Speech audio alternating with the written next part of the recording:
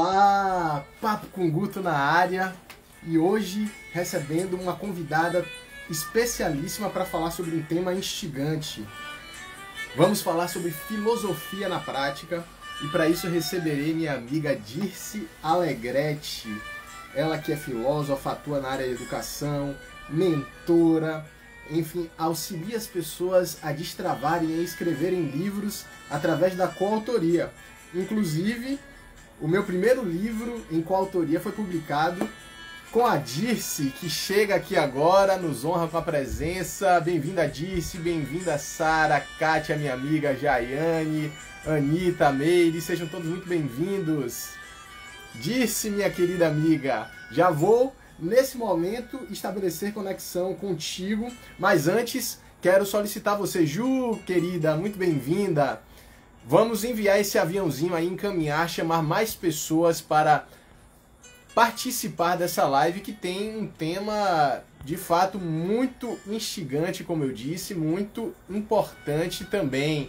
Falar sobre filosofia, filosofia na prática. Deixa eu chamar Dirce aqui para a gente já estabelecer esse contato. Minha amiga Dirce.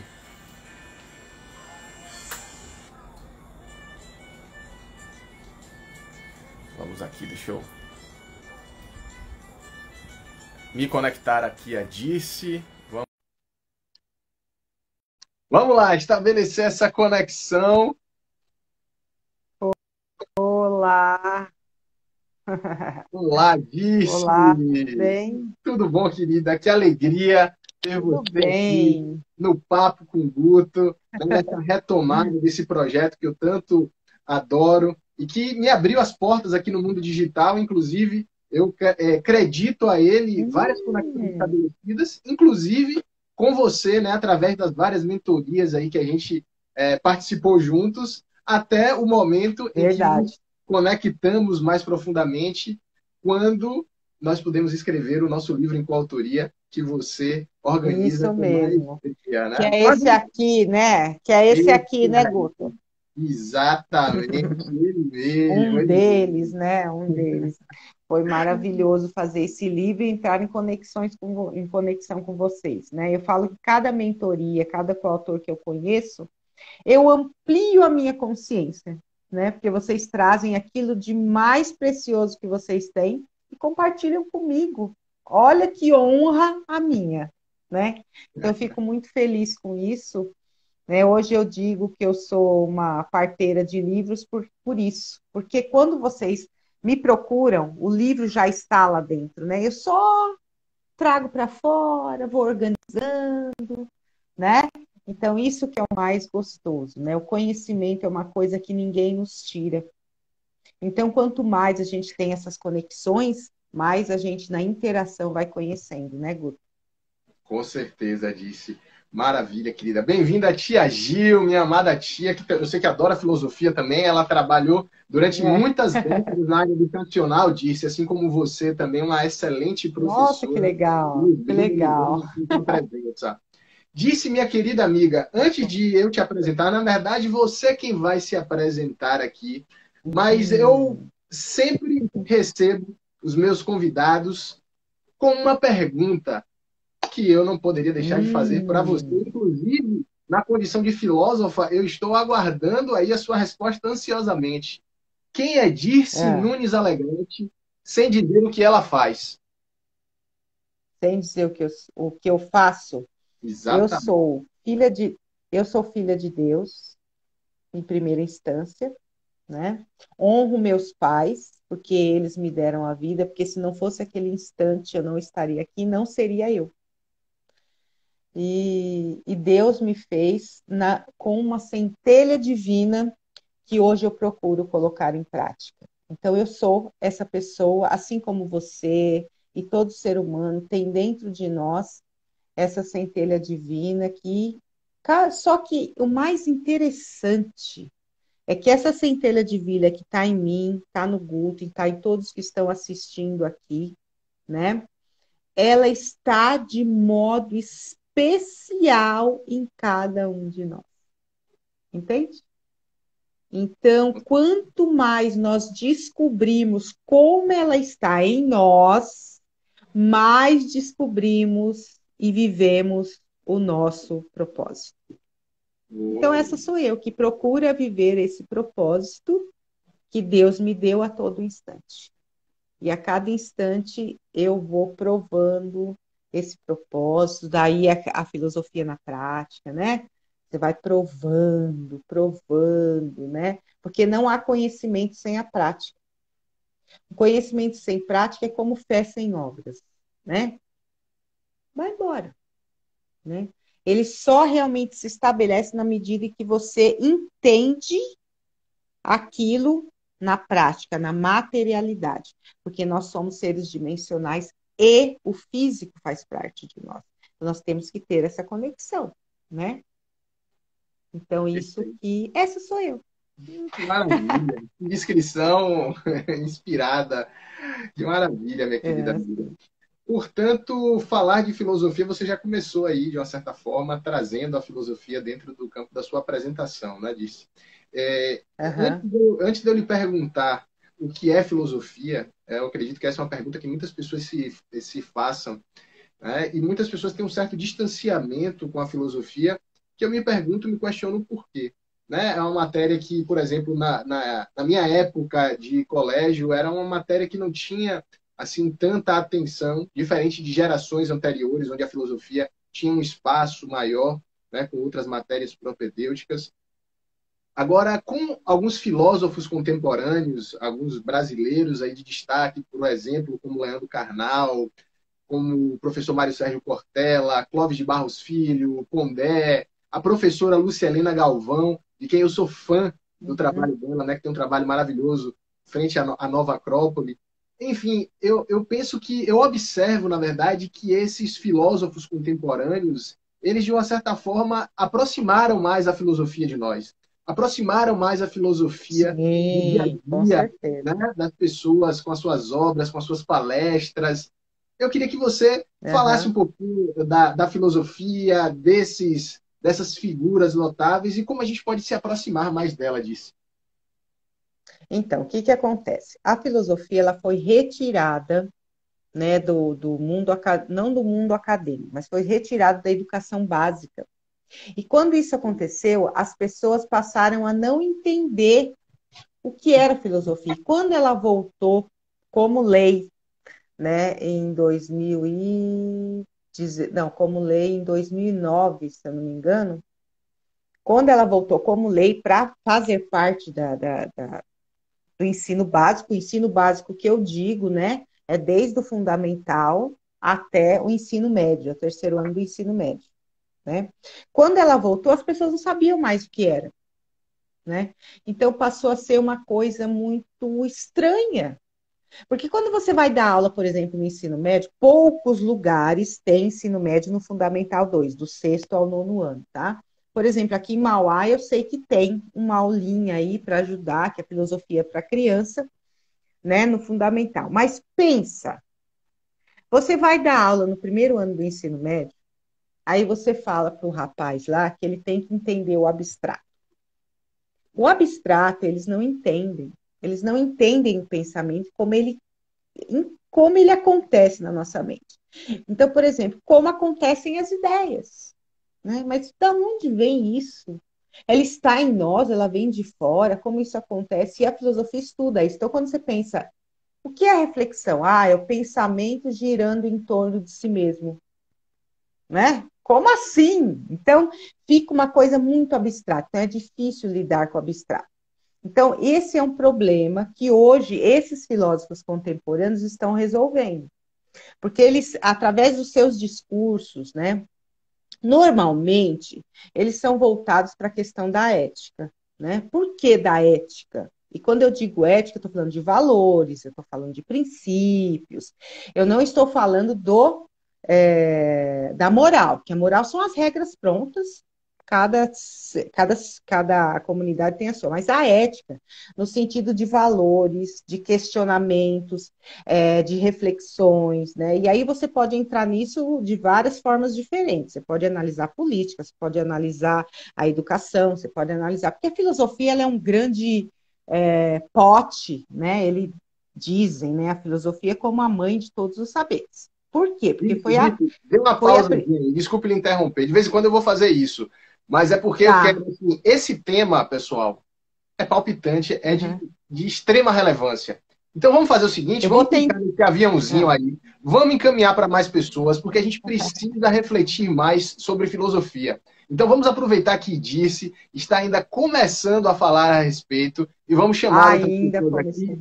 Quero dar as boas-vindas à nossa querida Sol, a Cláudia, a Sérgio, o Serjão, amigo querido, enfim. Vamos lá, vamos ajudar a gente a fortalecer, robustecer ainda mais essa live em termos de quantidade de pessoas, porque eu estou vendo que em qualidade está num altíssimo nível, mas vamos fazer mais pessoas acessarem mais pessoas, filosofia. Desculpe, Dirce. Olha lá. Vamos lá. Olha, eu vou tentar falar sem ser professora, tá? Eu tenho a minha mentoria de filosofia na prática, então vou tentar fazer isso trazendo ela para a prática. A Sol fez uma pergunta aqui, né? O que é ética planetária?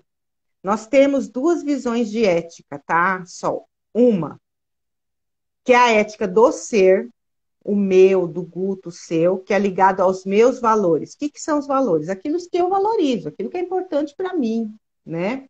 Que pode estar aí, ter uma relevância, relevância não, pode ter uma diferença entre o que eu penso, o que o Guto pensa, o que o Guto aprendeu que é bom e o que eu aprendi que é bom. Lembrando que bom e ruim não existe. O que existe é o que é bom para o Guto, o que é bom para mim. Então, nós interpretamos e dizemos que aquilo é bom, que aquilo é ruim. Então, quando eu falo da ética, eu tenho esse valor que eu tenho e eu posso refletir e dizer o que é bom e o que é ruim segundo os meus princípios e valores. E existe a ética como ciência, tá? A ética como ciência é aquela que faz o quê? Ela estuda esses princípios e valores e ela questiona de onde vêm esses princípios que o povo brasileiro segue. E cria regras morais para isso. Então, como ciência, eu respondendo à pergunta da Sol, ética planetária. Bom, toda vez que você fala em filosofia, você fala em conceito. A filosofia, além de ser a mãe de todos os saberes, é a fornecedora de conceitos à sociedade.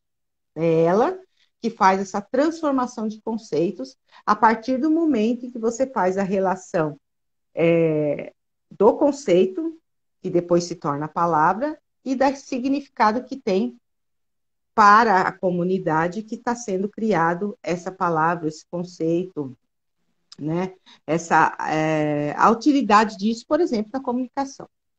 Então, o que é a ética planetária? A ética planetária é quais são os valores, né? É um jeito de ver o planeta. Tá, então, que jeito de ver o planeta? Um jeito ligado ao que é bom para o planeta e para as pessoas que nele convivem. Não são as regras para fazer com que o planeta, que as pessoas vivam bem em relação ao planeta, mas é o jeito com que eu me posiciono com relação ao planeta, segundo os princípios e valores que eu tenho. E aí você pergunta, né? Ah, tá, quais são esses princípios e valores em relação ao planeta? Hoje, por exemplo, você pode pensar em valores que levem em consideração a valorização do planeta e a não destruição do planeta, né? Então, quer dizer, a ética é esse movimento, a ética planetária é esse movimento a favor do planeta, em que você leva em consideração os valores que vão trazer isso. Eu não sei se eu consegui responder a sua pergunta. Tá, Sol? Bom, eu acho que ficou voltando, bem claro. Bem claro. ou confuso, porque às vezes, né, quando você fala em filosofia, Guto, e pessoas, né, que estão assistindo, você tem que sempre dar um jeito de explicar aquilo, sem que ele se ancore, por exemplo, em alguma opinião do senso comum ou alguma opinião do filósofo. Por quê? Você tem que falar de um jeito o mais neutro possível, e se não for assim, você tem que dizer, olha, essa linha é assim, nesta linha é assado. Vocês perceberam que quando eu estava explicando ética, eu fiz esse movimento, né? De pensar não numa definição. Eu não sei se só para mim, mas está travando um pouquinho e a imagem está distorcida. Ah, Eu queria ver aí com eu você, vou não sei segurar. se é o Wi-Fi, disse que você está no 4G, não sei se a Não, eu posição tô no Wi-Fi. do Eu Wi-Fi. tô no Wi-Fi. Eu tô Comente com aqui, pessoal, por fone. Eu vou gentileza. tentar tirar. Peraí, ó. Ficou melhor assim, Guto? Eu achei que ficou melhor. Em termos de áudio, melhorou. Pronto, eu acho que até Eu tirei melhorou a o imagem também. fone, porque às vezes o fone, deixa eu só colocar ele mais para frente. Às vezes o fone, a sua conexão, ele dá um chiado, né? Então pode acontecer, tá? Ficou ótimo assim disso. Então vamos lá. Então, olha, aqui estão escrevendo aqui, ó. Podemos mencionar o estilo, contudo, podemos dizer que a ética é a maneira genérica, uma harmonização em postura, isso, da consciência naquele determinado momento. O Sol, é assim, a moral é naquele momento, né? Só que a ética, ela depende também de uma época. É claro que depende de uma época. A ética na Idade Média era muito diferente da ética de hoje. Não tem o que ver, né? Por que que é diferente? Porque a ética é diferente? Não. Os valores são diferentes. De onde você parte para fazer as regras morais são diferentes, Boa noite, né? Zeni, Kimuanga, É, Dani. Enfim, deixa eu dar boa boa noite aqui. noite. Estou interrompendo para saudar aqui nossos queridos amigos e participantes. Grande Kimuanga, já está Dá pra madrugando ver. lá em Melhorou o Angola, áudio, que meu bom. amigo. Era o fone mesmo, gente, era o fone mesmo. É. Então, veja, a ética, ela depende de uma época, porque os valores, eles mudam, né? Então, a ética, como ciência, ela é aquela responsável, e lembrando que a ética, ela é totalmente um conhecimento da filosofia, né? Eu digo que depois de todos os conhecimentos que foram se trazendo aí, sobrou duas coisas para a filosofia, né? A ética e a estética. Né? Mas, enfim, hoje a filosofia está muito ligada à questão da linguagem e da estética. Né? Mas o fundo da filosofia é esse, né? Ela entra em tudo, ela questiona tudo e não pertence a nada. Né? Porque ela pode, usando as perguntinhas essenciais, ela pode questionar tudo, o que, por que e como, né? Ela pode questionar tudo, entrar em tudo, os seus conceitos e os seus valores. E cada uma dos ramos da filosofia vai fazendo esse ancoramento aí em todas as dimensões humanas, né? Isso que é o mais lindo da filosofia, porque a filosofia é um jeito de ver o mundo. Tá? Por isso que muitas pessoas dizem assim: olha, vou te citar agora, né? Falar bem é treinável, né?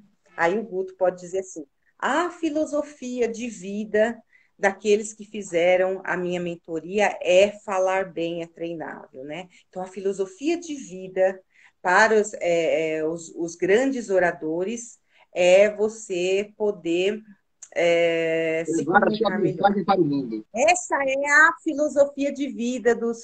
Entende? Por isso que quando a gente diz como a filosofia entra em tudo, né? E sempre é uma visão de mundo que você tem diferente, porque você vai na raiz, não pela raiz, e não pelo prazer, mas pela amplitude do conhecimento sobre aquilo. Sempre você tem uma pergunta a se fazer. Se eu perguntasse, eu pergunto para Aristóteles o que é o homem. Ele responde lá, segundo a experiência que ele tinha de homem. Se eu fizer a mesma pergunta hoje, vão ser respostas diferentes. Eu queria Então, pegar essas esse gancho perguntas. disso. Eu queria pegar esse gancho. Você falou em Aristóteles, você falou, eu adorei esse conceito da filosofia a maneira com que você enxerga o mundo. Ela se estuda, se apropria da maneira com que você enxerga o mundo. Sim, Esse é o papel sim. dos filósofos. E aí, a gente sabe que dentro da filosofia existem várias correntes filosóficas, né? Inclusive, eu estou aqui com esse livro, eu estava Muito. aqui folheando, de vez em quando eu vou olhar para baixo, pessoal, porque eu estou aqui, ó, adoro esse livro aqui, o livro da filosofia. E Tá.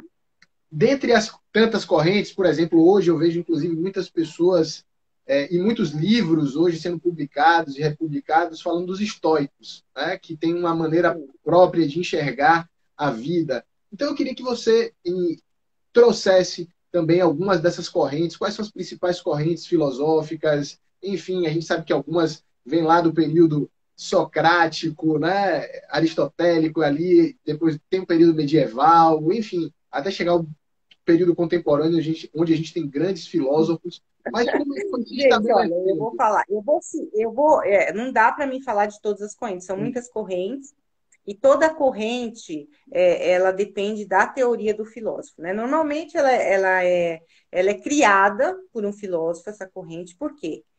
O filósofo, quando ele faz uma teoria, essa teoria, ela perpassa toda a sua obra. Então, por exemplo, se você pensar em Descartes, eu penso, logo existo, ele pensou o quê?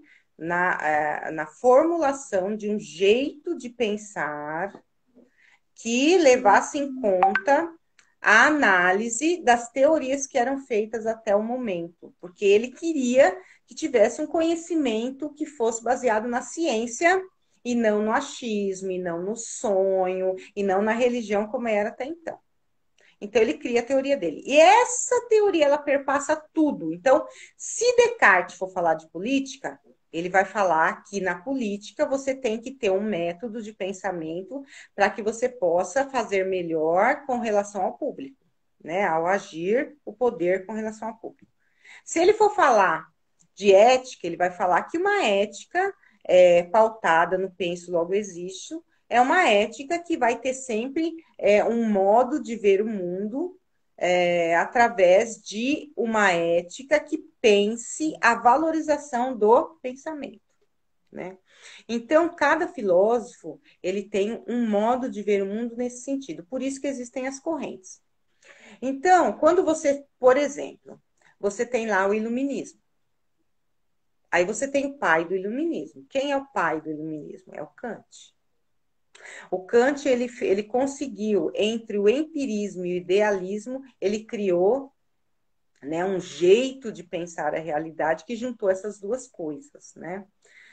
Que foi que foi, por exemplo, na questão do conhecimento, né? Você pensar no idealismo que as ideias elas já estão prontas, que é a linha platônica, tá vendo? Ó, uma linha vai levando a outra. Sim. Qual a diferença entre um filósofo especialista e um filósofo na prática, que nem eu coloco no livro, né? O filósofo do dia a dia.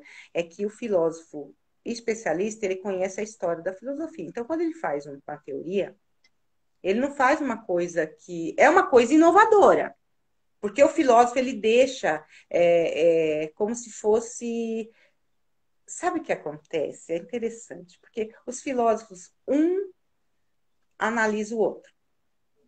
Então, a partir disso, eles criam as suas teorias, entende? Por isso que vai criando as linhas. Então, voltando ao Kant. Então, ele criou a linha que a gente chama criticismo, né? Porque ele diz, né, que não existe, o mundo não é feito, por exemplo, a gente não conhece somente a partir da experiência, né? Porque os empiristas dizem que nós nascemos com a folha em branco, a nossa cabeça, as ideias vão entrando. E tinha o idealismo que ele seguia. E que as ideias eram prontas, eram platônicas ali, depois passa para o Descartes, que as ideias estão prontas na nossa cabeça, que a gente só acessa. Ele falou, não, gente, não, peraí. Existe o a priori e o posteriori. Então, existe aquilo que está em nós como seres pensantes e aquilo vai sendo preenchido pela realidade, na experiência. Foi lindo, né, o criticismo que ele criou. Mas ele acabou sendo o pai do iluminismo. Por quê? Porque tudo tem que passar pela razão. O que que é a razão? A inteligência, né? O jeito com que a gente planeja as coisas. O que que foi deixado de lado? O sentimento. O sentimento não serve para nada. Para que eu vou usar o sentimento na hora de decidir alguma coisa? Eu decido pela mente, então a mente é o melhor, que foi o grande problema que surgiu aí, né, na modernidade. Mas as linhas filosóficas, elas têm a ver com a teoria que o filósofo cria e que os outros filósofos que vêm posteriormente, eles aderem àquela linha. Então, é como você dizer assim, bom, nós que estudamos a filosofia, a gente lê um filósofo, por exemplo, eu vou ler lá algum filósofo, vejo, isso acontece muito, né? Você vê na fala das pessoas, às vezes ela citar certas frases, certas coisas. Aí você nela, você já diz assim, nossa, mas essa pessoa ela é idealista, porque ela acredita Sim. que existem ideias que vêm de fora e que a gente só acessa. Aí você vê e vem o outro e fala assim: nossa, esse cara é existencialista. Ah, por que ele é existencialista? Porque no existencialismo sartriano, por exemplo, que eu coloco no livro. Né? Então diz assim: primeiro eu existo, depois eu digo quem eu sou. Entende? Que é a linha existencialista de Sartre, né? O importante não é aquilo que a vida fez com você, mas o que você fez com que a vida fez com você. Quantas vezes você já ouviu essa frase, Guto? Várias vezes. Mas ninguém Inclusive diz que é até, Sartre. inclusive até Eu tenho no reconstruída, livro. né? Até Rock Balboa cita. Que é uma frase existencialista. Aí você diz assim, mas por que que falam tanto? Porque ela é primeiro, é uma linha existencialista do século XIX, que ela é pautada no homem moderno, aliás, um homem contemporâneo que passou por toda a modernidade, está conseguindo levar em consideração não só a questão da razão, mas a questão do sentimento, a questão da existência, a questão de que nós somos seres históricos, nós construímos o tempo todo a nossa vida e que nós não temos uma essência. Não é essência no sentido que eu falei no começo da minha apresentação. Mas, quando a gente fala em essência em filosofia, a gente diz assim: olha, existe um modelo, e esse modelo é o lugar onde eu tenho que chegar. Entende? É diferente da visão que nós temos hoje, que é a visão existencialista, por exemplo. Primeiro, para me dizer o que eu sou, eu tenho que existir. Eu existo, aí eu vou crescendo, eu vou criando aquilo que eu sou, aí no final eu digo assim, poxa, eu sou engenheiro, olha, eu sou isso, eu sou aquilo, mas por quê? Porque eu vivi isso, né? Então tem toda essa questão da historicidade que é hoje a visão filosófica, né? Então tudo isso são linhas filosóficas, né? E como você percebe isso? O jeito com que as pessoas se comunicam, Guto. Dependendo do que você fala, e das frases que você usa, você vai, segundo a filosofia, por exemplo, você tem uma linha que você segue, Sim. porque são valores diferentes, entende? Então, isso que são linhas filosóficas. Eu poderia falar para você, porque existem dois jeitos, por exemplo, de ensinar filosofia. Não, existem mais jeitos, mas os principais.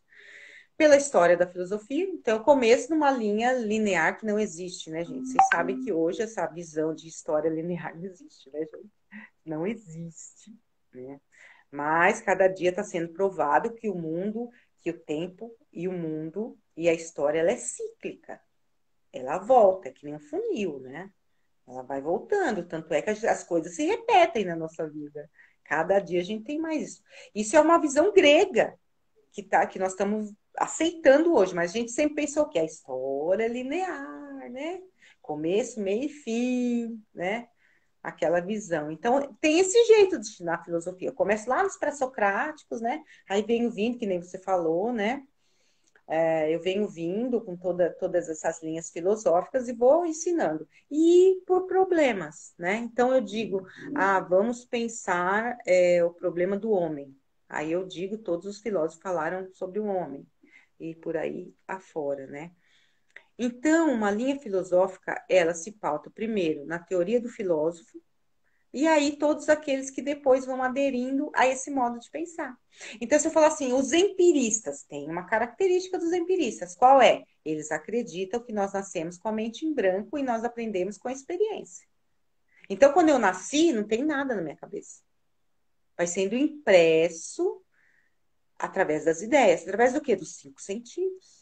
né? Que as ideias, elas vão crescendo, né? Então, se eu digo um elefante, né? E aí eu tenho a forma do elefante, a cor do elefante, a utilidade do elefante. Cada uma dessas coisas são ideias.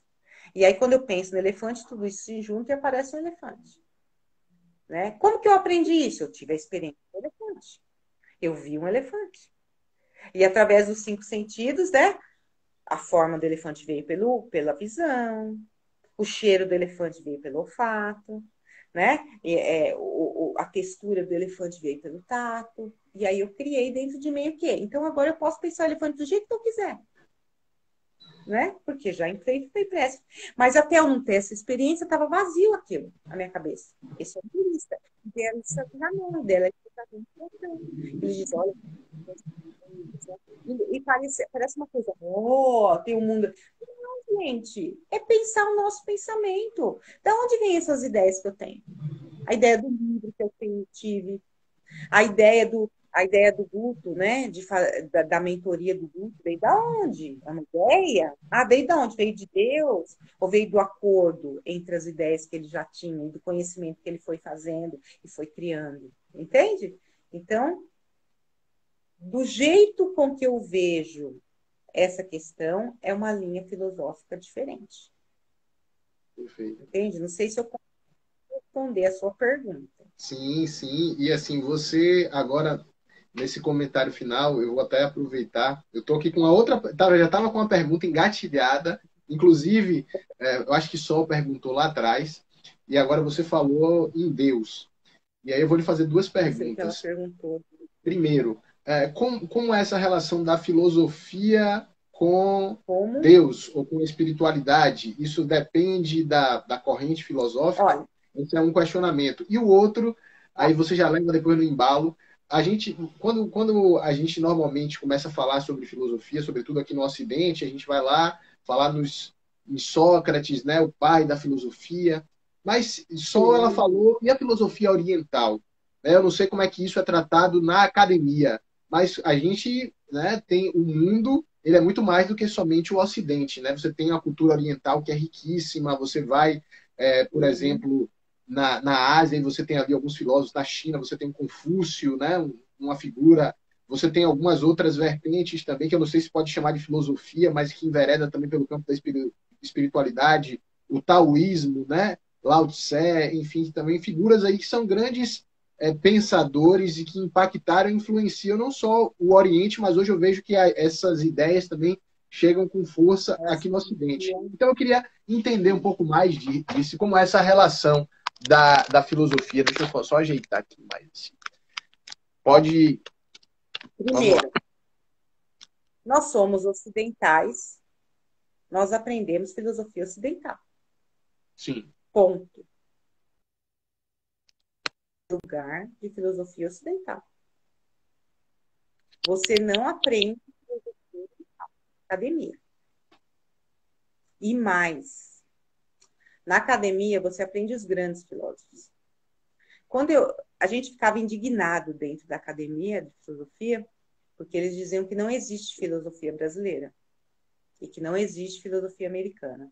Eu lembro que o meu TCC eu fiz sobre a analética de Dussel, né? Que é uma visão do não ser americano que foi criado a partir de que o homem branco chegou aqui na América, tá? É uma visão assim, não dá para me explicar agora, é meio complexo. Mas a questão é a seguinte: na academia, o que é aceito dentro da academia de filosofia é que você aprende os grandes filósofos ocidentais. Então, nós somos frutos do quê? Da filosofia ocidental. Qual é a filosofia ocidental? A filosofia ocidental, ela vem com a história da Europa. O que é a história da Europa? Lá, Grécia, né? Então, lá foi fundada a filosofia ocidental. Qual é a filosofia ocidental? Aquela que pensa